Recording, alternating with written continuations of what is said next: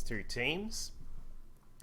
Lots of folks in the chat. Thank you for joining us, guys. Be sure to say hello in the chat, ask your questions in the chat, all the types of normal cool things that we normally have when I am streaming, when we're casting, and all these kinds of things. I'll endeavor to say hello and answer your questions, I should say, and Fenner can also do the same if he gets a chance. But let's jump into our first game. Here it is going to be on Derelict Watcher, and up at the top right hand side is our blue Protoss from Seraphic Nexus. It is Chaos. And down here in the bottom left, spawning in the orange, it is Tazorenix from Ecko.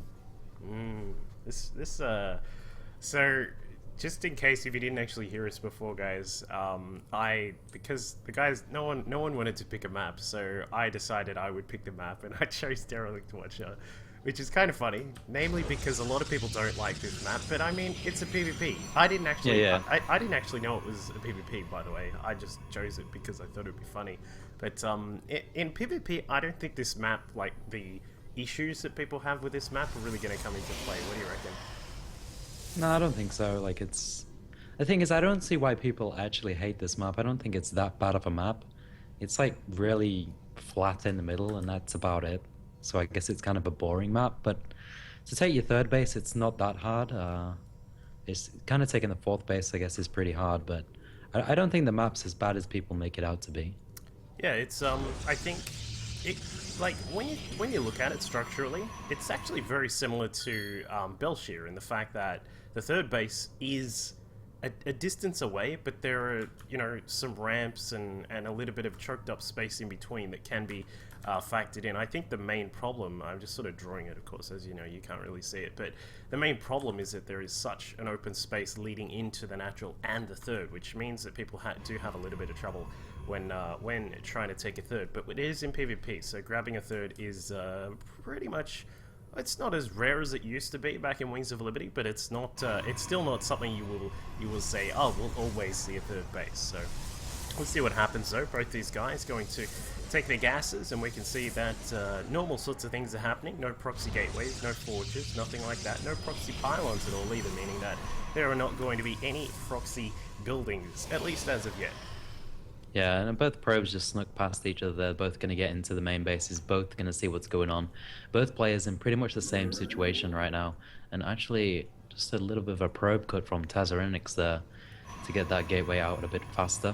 As you can see, Chaos is not doing the same thing. So 2 gateways from Tazorenix really fast. Is that going to be for 2 Stalkers, Duckbill? I would say it... I don't know, it probably will be, but I mean, he's banked up a lot of chronos, so... I don't know, it's kind of a little bit odd, I guess, but yeah, I would say we're probably going to see a little bit of aggression coming out of him here. You can actually see by the fact that he got a little bit aggressive with those probes, as you mentioned before, just trying to catch out the scouting probes. Sometimes when players don't want you to see what's coming, they'll actually try and kill off that scout as quickly as they can. If it runs through the mineral line, they'll try and pick it off there by grabbing all the probes and then you know, attacking to try and kill your scout. But it looks as if for the moment Chaos has been able to get out of there. He's got his probe all the way out to the watchtower here. If he can just hold that watchtower for a little bit, he can keep an eye on anything that may come this way. But of course, it's not going to be too much of a big advantage for him just at the moment. But keeping that probe alive is always good. Yeah, you can always still sneak these Stalkers straight through the middle of the map, because those watchtowers don't really cover everything. You can just walk straight through the middle, and Tazorenix can do exactly that. He's got these 3 Stalkers now. He's going to start moving across the map. It's going to give him vision of what Chaos is doing. He's going to be able to pressure with these. He can see what Chaos is doing, and he's going to be able to possibly force some mistakes from Chaos at the same time. That's what he's planning to do with these. Yeah, I think we may even see a very... like, this is going to be a lot of pressure coming out. As you said, it's going to be looking to get some harassment done at the front, putting some real pressure on Chaos over here. But he does have the Mothership Core at the front, a single sentry and a single Stalker as well. But behind all of this, he does have the Twilight Council, and now is building a Dark Shrine as well. So he's going to be going for the DT play that we do see as quite a popular option in PvP these days. It was quite a popular option in Wings of Liberty PvP for a short time during the days of when Oz was very highly regarded in his PvP. But it sort of faded out. But now back in Heart of the Swarm PvP, it's come back to play around. So it looks as if we will get some more pressure coming out of Seraphic, marching up the ramp here. The 4 Stalkers looking to see what damage they can get done. I don't think there's going to be too much though, as the Photon Overcharge activates on the Nexus. But it does look like it's going to be a very similar kind of play. Seraphic opting to go a little bit more aggressive right at the start with his Stalkers, as opposed to getting his tech out, which means that his Blink, which he is probably going to go for, is going to be a little bit later. Yeah, Nexus kind of just getting rid of those Stalkers there. Now the Dark Shrine's finishing up, and we've got that pylon over there on the left side of the map. There's not much for Seraphic to be able to deal with these DTs. He's going to have a hard time seeing them. That's definitely going to be a hard thing for him to do. So we've got the DT warping in now. We've got 1 DT coming in. Already got 2 in. In fact, I didn't even see those warp in. And I think Seraphic just saw them. He should have seen the blare right there. So I think he knows what's coming right now. And they're going to sneak into the main, going up into the ramp. Has he seen them? I don't think... Has he seen them? No? He's not doing any kind of reaction. So these DTs going to get into the main. And Seraphic has got nothing here. They're just going to work on the pylon.